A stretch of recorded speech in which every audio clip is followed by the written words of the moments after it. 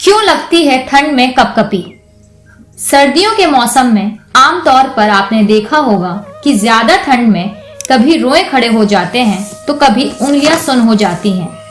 हमारा पूरा शरीर कपने लगता है, कान एकदम ठंडे पड़ जाते हैं।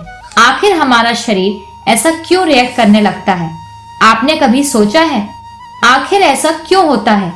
हम आपको इसका साइंटिफिक रीजन बताते हैं। असल में हर इंसान में ये प्रक्रिया अलग अलग होती है। हर इंसान की त्वचा में तापमान के सेंसर होते हैं। कुछ लोगों में ये सेंसर कान में ज्यादा होते हैं तो कुछ में शरीर के किसी और हिस्से में। सेंसर अधिक मात्रा में हो सकते हैं।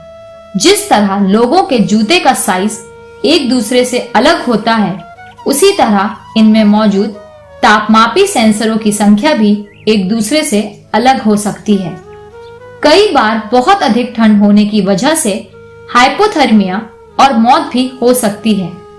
शरीर में मौजूद सेंसर एक ही तरह के तापमान को समझते हैं।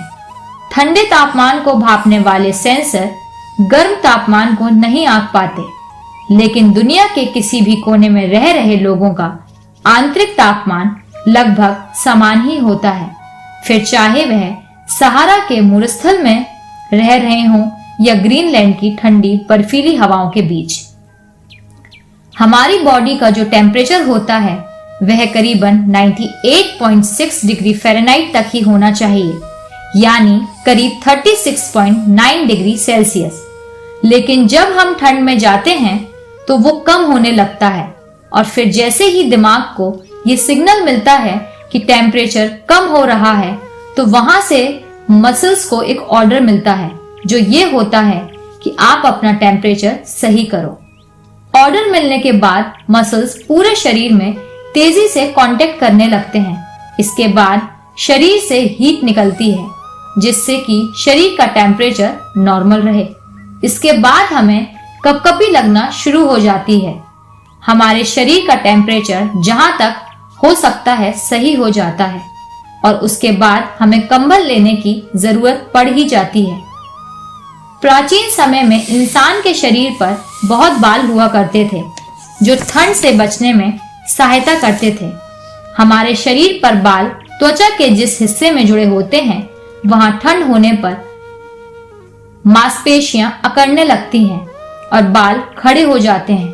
उन जीवों में जिनके शरीर पर बहुत बाल होते हैं, बालों की परत ऊष्मारोधी या अवरोधी परत की तरह काम करती है। इसी तरह शरीर के पास कुछ और भी आत्मरक्षक तरीके होते हैं।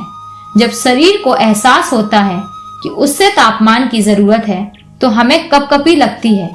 अक्सर ऐसी स्थिति में हमारे निचले जबड़े में किटकिटाहट होने लगती है। जब हम कांपते हैं तो शरीर में रक्तस्राव तेज हो जाता है जिससे हमें गर्मी मिलती है। पुरुषों के मुकाबले महिलाओं में आंतरिक तापमान बनाए रखने का ज्यादा बेहतर तंत्र होता है। उनके शरीर की संरचना ही कुछ ऐसी होती है जिससे आंतरिक अंगों को गर्मी मिलती है। साथ ही अगर वह गर्भवती हों तो शरीर के भीतर पल रहे शिशु के लिए भी तापमान उचित बना रहता है। एक आम धारणा है कि मोटे व्यक्ति को ठंड कम लगती है, जो कि सच नहीं है। हालांकि मांसपेशियों का द्रव्यमान अहम भूमिका निभाता है। आमतौर पर महिलाओं के शरीर में 25% और पुरुषों में 40% द्रव्यमान मांसपेशियों का होता है। ज्यादा मांसपेशियों वाले शरीर को ठंड कम लगती है, लेकिन यह धारणा कि वसा या शरीर की चर्बी ठंड से बचने में मदद करती है गलत है।